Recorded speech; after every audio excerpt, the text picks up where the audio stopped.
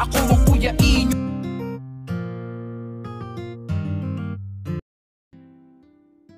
Magandang araw po sa inyo lahat at muli po welcome po dito sa inyong paboritong programa. At ngayon po ay isang panibagong kwento na naman po ang babasahin po natin na ipinadala po sa ating email address na dearkuyae@gmail.com.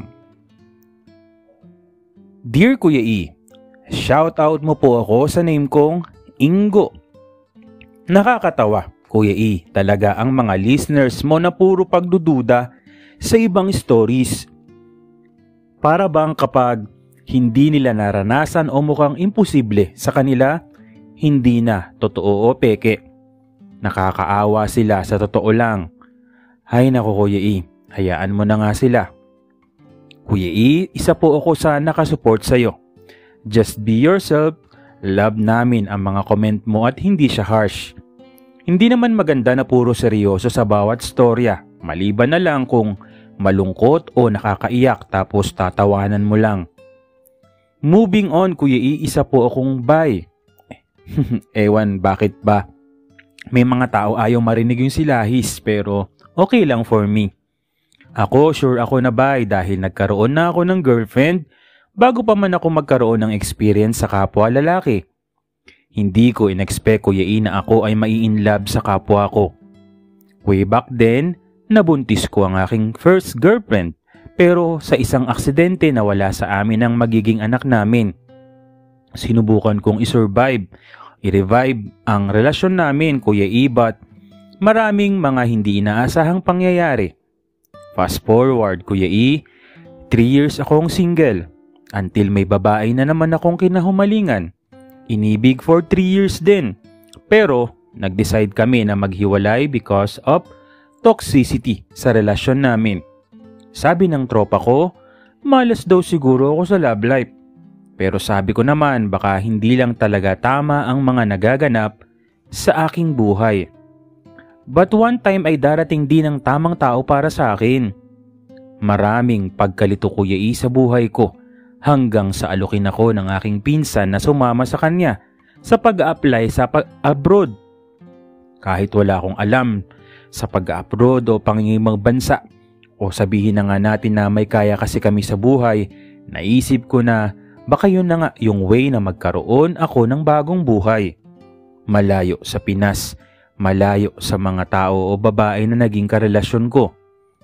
Naging maayos ang apply namin at pangibang bansa nga kami. At sa aming barracks, doon ko nakilala ang dalawa pang Pinoy na mga kasama namin ng pinsan ko. Si Limuel na taga Cebu at si Joko na taga Iloilo. Mabait ang dalawa, lalo na si Limuel. Hindi ko naisip na may something naman pala sa pagkatao ni Limuel sa simula. Kasi like me may kwento siya about girls, ex, ganon. At bukod sa pinsan ko, naging close at super buddy kami ni Limuel.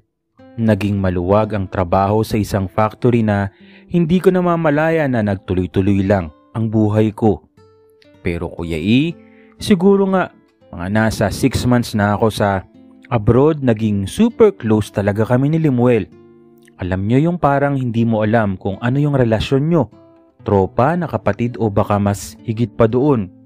Siguro dahil sa sobrang magkasundo kaming dalawa, Kuya E, ay halos magsabay na nga kami minsan paliligo. Biglang nangyari na nagkatinginan kami at naglapat ang aming mga labi. Hindi ko maisip paano o bakit nangyari yon but we really kissed. Yumakap siya sa akin but umiwas ako. I am not gay but why lumaban ako ng halik sa kanya? Pero sabi ko sa sarili ko baka nabigla lang din ako. Hindi ako bakla. Kakausapin sana ako ni Limuel pero iniwasan ko siya. Sinabi ko na nabigla lang ako at please, maybe it's better na wag na kaming maglapit before mapunta kung saan ang relasyon namin. Sabi sa akin ni Limuel, sorry raw, nabigla din siya pero sana daw naman ay wag ko siyang iwasan. Sinabi ko kay Limuel na hanggat maaari na maiwasan namin yung ganun. Pero Kuya E, siguro nga ay madali lang naman kasing sabihin yung mga bagay na pag-iwas. Kahit anong iwas ko, Parang may magnet kay Limuel na hindi ko maiwasan. Hindi ko maikakaila sa aking sarili kahit sabihin kong hindi pwede. Ay lumabas na ang aking pagmamahal kay Limuel. Parang kinain ko ang sinabi ko na mag-iwasan kami. Oo nga, naiwasan namin ang halik pero yung pagiging magkasama namin lagi parang ganun pa rin. Mahirap ipaliwanag dahil sa kapag kasama ko siya, hindi ko talaga matatanggi kung anong klaseng ligaya o saya ang dulot o nararamdaman ko. Yung mga madalas na iwasan ng muntikang paghalik, laging nangyayari. Parang ang init ng hininga ni Limuel ay may kung anong dulot sa akin. Lagi ko siyang hanap. Sabi nga ng pinsan ko, kung hindi lang daw niya ako kilala, baka sa sobrang sweetness namin ni Limuel baka isipin niya, bakla na ako. Natawa ako doon pero napaisip, what if bakla nga ako sa pag-ibig ko sa kapwa ko?